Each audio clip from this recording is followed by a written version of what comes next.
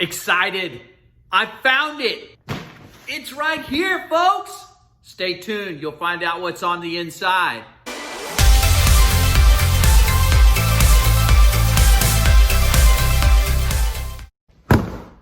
Hi guys, Pastor Troy here, and welcome to a brand new month of worship together. Before I show you what's in the box, you need to know something about me and our family. We are actors. All of us, my daughter, my sons, and my wife, we've done theater on community stages, we've done it at churches, we've done commercials together, we've done acting at a restaurant called Puffa Bellies. We've done a lot of different acting in our days, and we love it. And so, one of the favorite boxes of our family is this. This is our costume box. I mean, there are all kinds of goodies down in here. Where's Waldo? Found him. Wise guy, eh? Well, I don't make deals with crooks, because I am one. Why, it's elementary, my dear Watson. My name is Professor Von Inkelheimer. So good to meet you. Now you will feel the power of the dark side. I am Luke Skywalker, and I am not the last Jedi. Bring it. Here comes the judge. Here comes the judge. Here comes the judge. Okay, finally time to take a look. I said I went to Texas A&M. Just trying to blend in, you know. It's like when I go out without the costume, people are like, Pastor Troy, can I have your autograph? I mean, it's nice and all, but after a while, it just kind of gets old. For the last time, this is a holdup, lady. I don't want to wait 6 feet back there and sanitize my hands. You know, it's fun to dress up sometimes for a party or maybe a simple play, or like some of you might do at the end of this month, going out and gathering up candy. When we put on a costume or a mask, we portray someone that we are not for fun or entertainment. But the real you is the person behind the mask. And that leads me to our theme for this month. It's called Offstage, Drop the Act. We'll be talking all about the word integrity. And what is integrity? Well, it's choosing to be truthful in whatever you say and do. We want to live as people of integrity. Why? Because God sees in our heart. He sees our thoughts. He knows everything about us. There's no use for us to hide behind a mask in front of other people, pretending to be something that we truly are not. Saying things on the outside, but really in our heart, we deeply are not that way or don't think that way. That's not integrity. Today, we're going to learn about a man with integrity. Now, the man I'm talking about is Daniel. You may know the story of Daniel in the lion's den. We're actually going to talk about Daniel's life many years earlier, maybe perhaps when he was just a teenager. Our Bible story today comes from Daniel chapter 1. We learn about Daniel and his friends and many of the Israelite people living in Babylon. This was not their homeland. They had been taken captive and forced to live in a land that was not their own. They had a king that didn't respect their God or any of their customs. And there was Daniel, along with some of his friends, chosen out to be special counselors for the king. They had to learn lots of things, including the Babylonian language. They had to learn about science and history for 3 years before they could come in service to the king. Now, for this special group of young men, the king said, I want them to eat from my table. And while most people would think, oh, wow, that's a great thing to eat from the king's table, sure, there was plenty to eat. The only problem is that some of the food that the king gave the young Jewish boys to eat was not right for them to eat. By their custom, they were not allowed to eat those kinds of foods. So Daniel knew there were some things he could eat, and then there were some things he was just not allowed to eat. Ever felt that way? Mom, I'm hungry. What do we have to eat? We've all been there, right? Usually what mom says is something like, you can have any fruits and vegetables you want, but don't fill up on junk before dinner. You hear me? Now I have to run a quick errand and I'll be back soon. So you go to the fridge and you open it up and you have the usual suspects, you know, the yellow squash is still there. Had grapes for lunch. What's that? Spaghetti squash. Not too appetizing. Let me look in the pantry. What do we have here? Wow. Wow, I can't remember the last time I had a Twinkie. But wait, Mom said I need to eat vegetables. But these things are so good. I know I could just probably eat one little one and maybe no one would know. But yet, I know that this is good for me, and I know that I'm supposed to eat this and not that. At least until Mom gets back. This or this?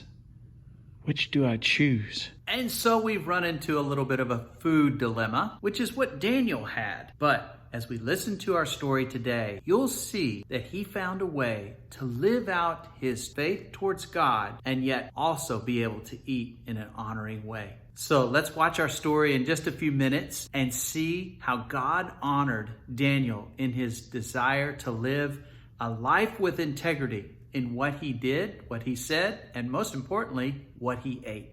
All right, everybody, let's stand up right now. Get up out of those chairs and get your arms stretched out. Let's do some worship and singing together.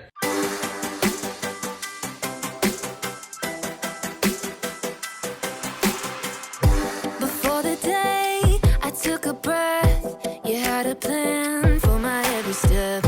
You promised to always be by my side. I believe that you are the way, you are the truth, you are the light. So I sing this to you. You keep your promises every day. I will believe in everything that you say. Yeah, in the dark I know you're making a way. Jesus, I will trust you. You're always good at everything that you do, and I know everything that you say is true. And every moment you are leading me through. Jesus, I will trust you.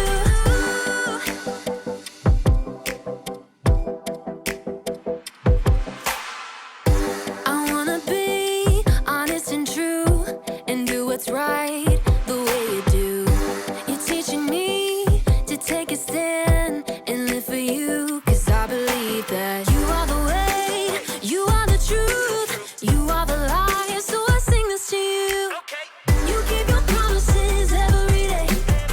I will believe in everything that you say. Yeah, in the dark I know you're making a way. Jesus, I will trust you. You're always good at everything that you do, and I know everything that you say is true. And every moment you are leading me through. Jesus, I will trust you. Even in the moments I feel alone, I know I can trust that you're working and holding my world in your hands. Even in the moments I feel alone, I know I can trust that you're working and holding my world in your hands. You are the way, you are the truth, you are the life. So I sing this to you. You keep your promises every day. I will believe in everything that you say. Yeah, in the dark I know you're making a way. Jesus, I will trust you. You're always good at everything that you do, and I know everything that you say is true. And every moment you are leading me through. Jesus, I will trust you.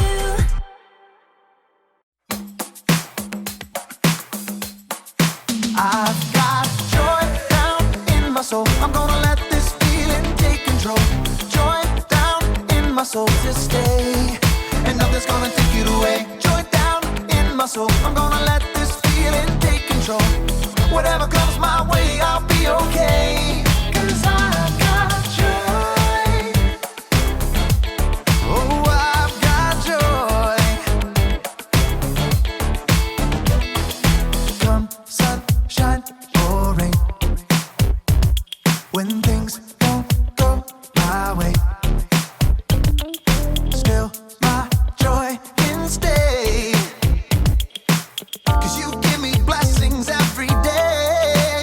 I've got joy down in my soul. I'm gonna let this feeling take control. Joy down in my soul to stay, and nothing's gonna take it away. Joy down in my soul. I'm gonna let this feeling take control. Whatever comes my way, I'll be okay. 'Cause I've got joy. Ooh, I've got joy. You fill my heart with hope. You're everywhere I go. So even if I'm feeling low, I still got this one thing, this I know. I've got joy down in my soul. I'm gonna let this feeling take control. Joy down in my soul to stay, and nothing's gonna take it away. Joy down in my soul. I'm gonna let this feeling take control. Whatever comes my way, I'll be okay. 'Cause I've got joy. Oh, I've got joy. Every new sunrise gonna fix my eyes on the one who never fails. I'm gonna make some noise 'cause you give me joy, and it's never ever going away. Every new sunrise gonna fix my eyes on the one who never fails.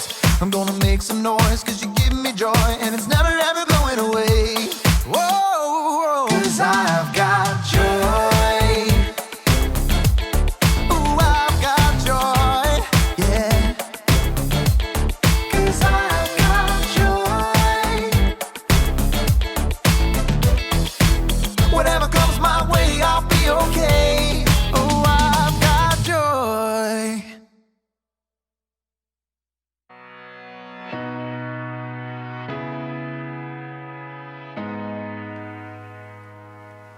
Oh, hey. Hello, planet Earth! It's me, Graham, professional astronaut, broadcasting live from outer space. You know, not a lot of people thought I would make it all the way to Saturn, but you know what? They were right. It's just a costume. I'm still on Earth. I love to dress up and pretend to be other people. Don't you? I mean, I love to dress up in costumes and wear scary makeup or funny masks. It's out of this world. because I'm an astronaut. Oh, but today we're talking about what it's like to live our lives without masks, without costumes. What it's like to live with integrity. Now, integrity is choosing to be truthful in whatever you say and do. And it's harder than it sounds to live with integrity. There's so many reasons to pretend to be someone you're not. I mean, you may want people to think you're funny.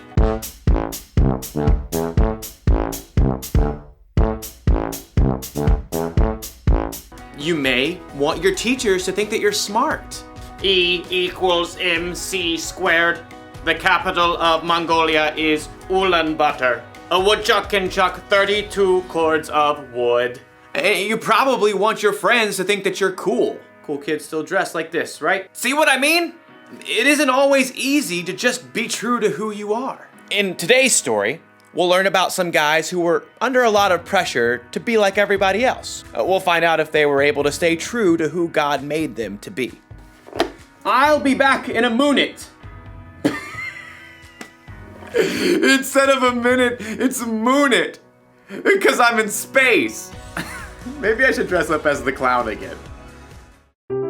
The Bible. It's 66 books of history, stories, letters, and poetry that fit together to form God's one big story.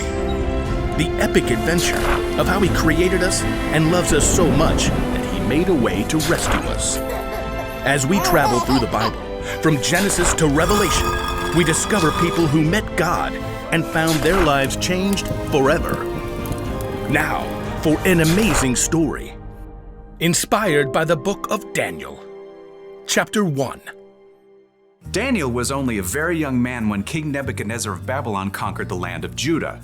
Nebuchadnezzar made sure that God's people wouldn't rebel by taking Daniel and other young men from royal families in Judah and marching them back to Babylon with him. Will we ever see our home again? Daniel's friends were just as scared and confused as he was. Where will we live? What will he do to us? I sure hope the food is decent. Daniel tried to reassure them as the imposing city gates rose ahead. God will be with us, whatever happens. The king chose the brightest and best young men from Judah and ordered that they receive special training. After 3 years, you will get to be very important and serve me. The chief official Ashpenaz took charge of Daniel and his friends. Tut tut. Those wishy-washy Hebrew names just won't do. You need new ones. New what? Names. Let's see. Daniel, we'll call you Belteshazzar. And you three will be Shadrach, Meshach, and Abednego. Are those names, or is he just sneezing? You'll learn our language, of course. And all the Babylonian writings? Daniel's heart sank as he realized what was happening. The king wanted Daniel and his friends to forget they were God's people. He wanted them to become Babylonians. But Abednego was worried about something else. Hey, I'm about to starve. Any way we can get a bite to eat? Right this way. Ashpenaz led Daniel and his friends to a big table set with mouth-watering foods. Steak. Or those Babylonian buffalo bites. The cake's got at least 9 layers. Only the best, straight from the king's table. Oh, the food smelled delicious. But Daniel pulled his friends aside. Guys, if this food is from the king's table, that means it's been offered to false gods first. Uh-oh, not good. Our new names and training are one thing, but if we eat this food, it's like we're saying we're okay with false gods. But we gotta eat something, man. We can ask for different food, simple stuff that hasn't been offered to the false gods. But that chocolate cake! Abednego! Okay. Daniel and his friends turned back to Ashpenaz. They tried to ignore the delicious smells wafting from the table. This all looks great, but could we eat something that's not from the king's table? It doesn't need to be anything fancy. The king is my master. He's decided what you must eat and drink. What if you don't eat this and he sees you looking worse than the other young men? He might kill me. No matter what Daniel said, Ashpenaz was too fearful to listen, so Daniel approached the guard assigned to take care of them. Please, just test us for 10 days. Give us nothing but vegetables to eat and water to drink. See how we look then. Well, if Brussels sprouts are your thing. For 10 days, the guards gave Daniel and his friends nothing to eat but veggies and water. I could get into the habit of cabbage. I like broccoli, probably. Pass the peas, if you please. I just want a hamburger. Let me tell you, it wasn't easy to say no to all those delicious foods the other young men got to eat. But at the end of 10 days, the guard called everybody out. Line them up. He strode past the other young men. Good. I can see you've been eating well. When the guard reached Daniel and his friends, he stopped in surprise. What? You've been eating rabbit food, but you look even better fed than the others. Daniel smiled. God had helped them grow strong even without eating the food offered to false gods. Okay, fine. You can keep eating veggies and water. Rats. Thank you. God continued to give Daniel and his friends knowledge and understanding as they studied, and at the end of their training, they were brought before the king. Let's see what you know. How many inches in a meter? 39.3701.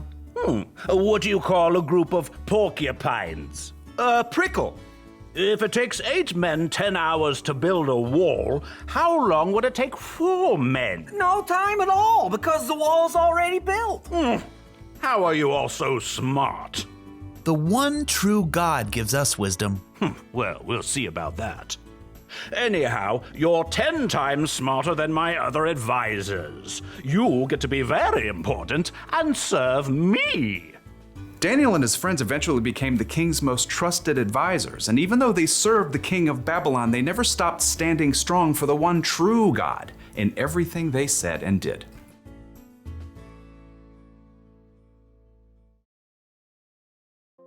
Okay, so Daniel and his friends were in a really bad situation. They were taken from their homes and they were forced to be some king's servant. But even then, they chose to be true to themselves. They chose to live the way God wanted them to live. You see that kind of integrity a lot in the Bible. I mean, think of Jesus. He was always true to himself. Jesus could have gone along with the crowd, but instead he lived the way he knew was true, even when it meant giving up his life for you and me. So how can we be true with our lives? Well, it's great if you want people to think that you're fun or funny, but not if it means, say, hurting someone's feelings to get a laugh.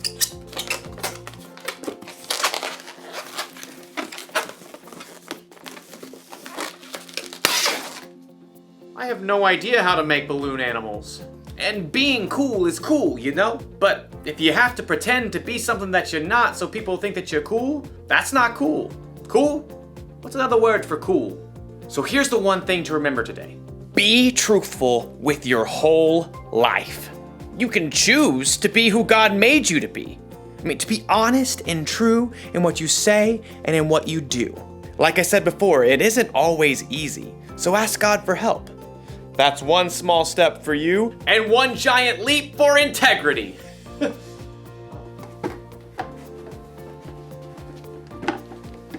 Goodbye.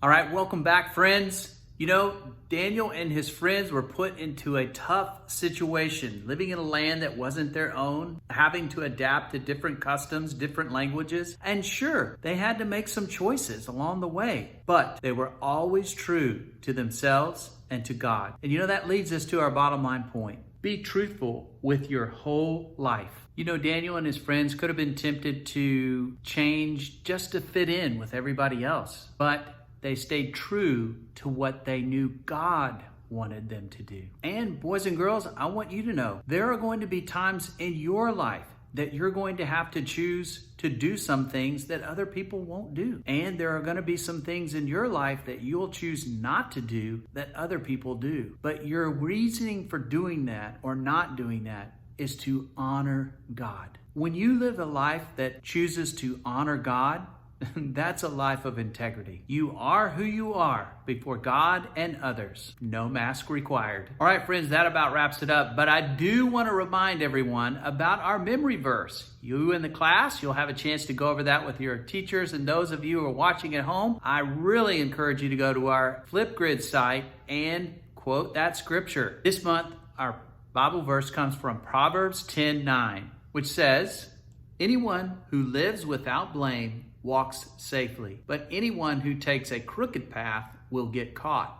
Proverbs 10:9. All right, one other quick reminder before we go. Some of you have responded back to me and let me know that you have actually prayed and given your life to Christ and are ready to be baptized. And I think that's awesome. Perhaps you've been sitting out there, or maybe you're here in the class and you're thinking about that. Please let your teacher know, or your mom and dad. I would love to have the opportunity to speak with you more about what baptism means and following Jesus. You can find that contact information at the end of this video and the address to our Flipgrid. That's it, folks. Thank you so much. Love you. God bless. Bye-bye.